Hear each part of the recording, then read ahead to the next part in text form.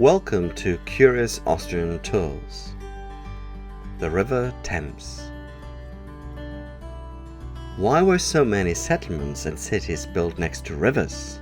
One way of explaining this could be that rivers provided fresh water supply, a way of carrying goods which was vital for the health and growth of future settlements and cities such as London. Rivers also functioned as a natural defense. The origin of the name Thames is obscure. It may take its name from the Sanskrit tamas, meaning dark, as its waters are often dark and murky. Another thought is that it is named after the Roman tam, meaning wide, and Isis, which it is still called in the city of Oxford, meaning water. Thames is the second oldest place name in England after Kent. Roman engineers at the foot of the city on the bank of the River Thames built the first bridge, a wooden bridge around which a settlement grew, an important trading port as well as a major meeting hub. The river itself rises at Thames Head in Gloucestershire and travels over 250 miles, roughly 346 kilometers, into the North Sea via the Thames estuary. On its way, it passes through London.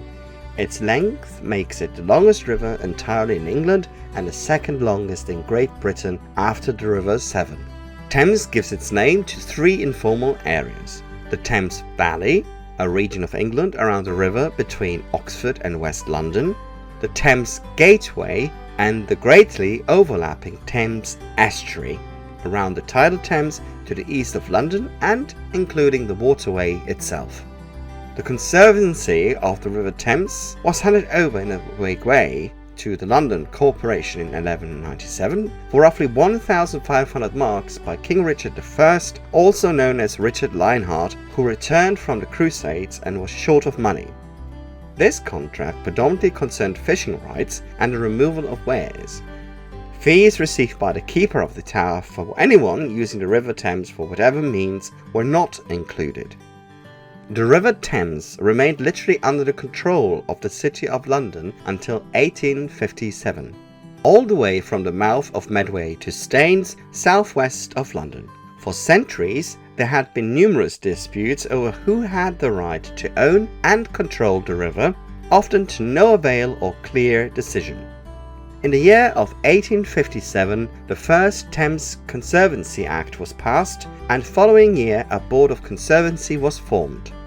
The Thames Commissioners consisted of the Lord Mayor, 2 aldermen, 4 nominees of the Common Council, 2 from the Lord High Admiral, 1 from the Privy Council, the Deputy Master of Trinity House, concluded by a Trinity House nominee. The river's control changed several times over the following 1.5 centuries until, in 1909, the Port of London Authority was established, which took over the tidal river from Teddington all the way to the North Sea. The Conservancy itself was reorganized to look after the whole of 135 miles, 270 kilometers of Tidal's River and its water parting above Teddington.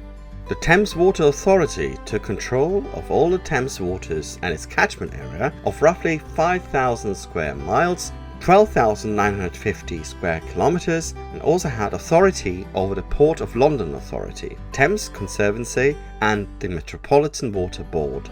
Thames Water became a private company in 1989, which set up a principal operating subsidiary named Thames Water Utilities Limited. Then there is the National Rivers Authority, which retains management of rivers. The Thames region deals with flood defense, so the Thames barrier, and land drainage, maintains conservation of the River Thames, its groundwater quality and resources, to name a few. The Thames barrier is a futuristic-looking defense system, first operated in the year of 1982. It is 520 meters wide, consists of 10 massive gates, each of 15 meters height when raised. They can be raised to protect central London from being flooded by exceptionally high tides or storm surges travelling upward from the North Sea. The area of central London that this area protects is roughly 125 square kilometers. The administrative powers of the Thames Conservancy have been taken on with modifications by the Environment Agency, and, in respect of the tideway part of the river, such powers are split between the agency and the Port of London Authority. Thames Valley Police is a formal body that takes its name from the river, covering 3 counties. By the way, did you know that London Pride, so the beer, uses water from the Thames to produce its beer? Rowing and sailing clubs are commonplace along the Thames, which is navigable to such vessels. Kayaking and canoeing also take place. Major annual events include the Henley Royal Regatta and the boat race, which I'm going to refer to briefly later on, while the Thames has been used for 2 Summer Olympic Games in 1948 for rowing and canoeing. Safe headwaters and reaches are a summer venue for organised swimming, which is prohibited on grounds of safety in an area centred in central London. You can find the HMS Belfast, once a military cruiser, which was built in 1938 and is today a naval museum, and it opened to the public in 1971. Definitely a great idea as a part of a nice and informative day out in London. Besides, children under the age of 5 go free! Or you can spot the Ttocserp, which is a ship that brought tea to China from the late 1860s to the late 1870s and has been moored in Greenwich since the 1950s. It is most certainly worthwhile a visit. Now let us look at some brief miscellaneous facts for you. The River Thames is non-tidal, 147 kilometers or 68 miles.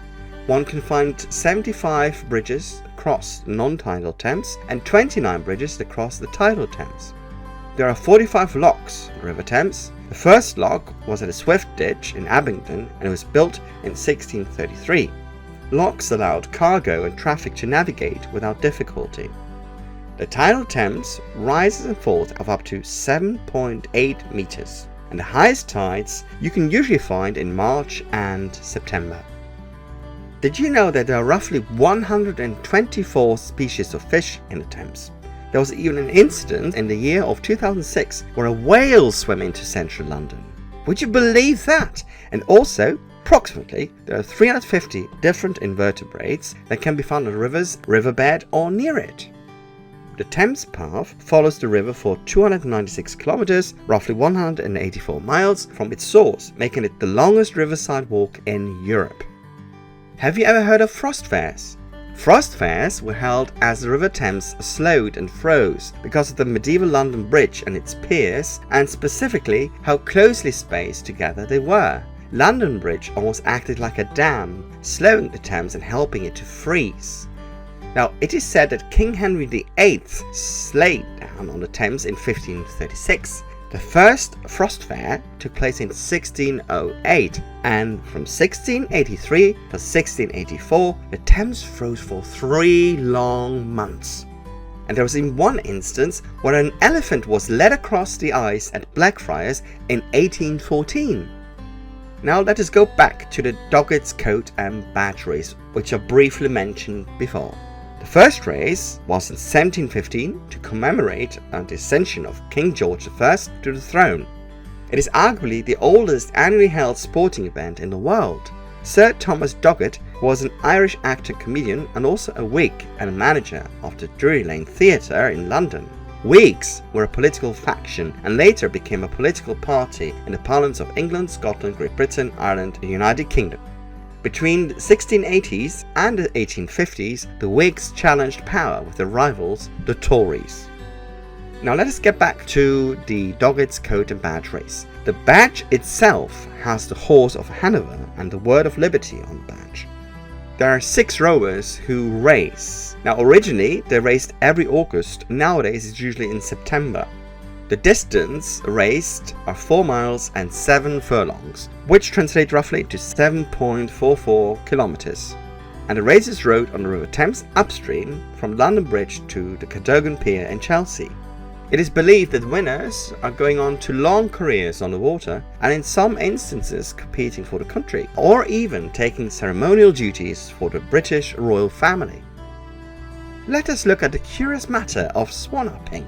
Swan upping, yes, you heard right. Swans were kept as food in the 1200s. Now, the worshipful companies of the dyers and the vintners gained their royalty in 1500s.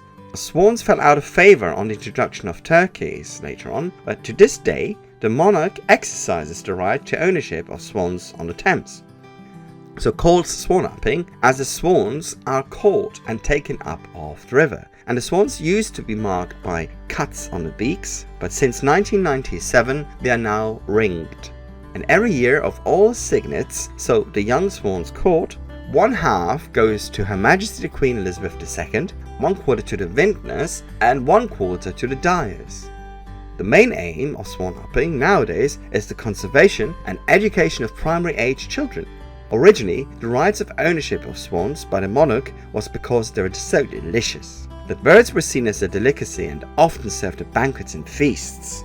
Swans are now a protected species and are no longer eaten, but swan upping still takes place once a year on the River Thames. The swan uppers weigh and measure the cygnets and check them for any signs of injury, commonly caused by fishing hooks and so forth. The young cygnets are ringed with individual identification numbers that denote the ownership if they belong to the vintners or the dyers' livery companies. Crown birds are left unmarked. The Queen retains the right to claim ownership of any unmarked mute swan swimming in the open waters of the Thames, but this right is mainly exercised on certain stretches of the River Thames. I appreciate you watching this video and also your liking and subscribing to my channel. And if there's any questions you might have, don't hesitate to leave a comment. And for now, I'll say cheerio!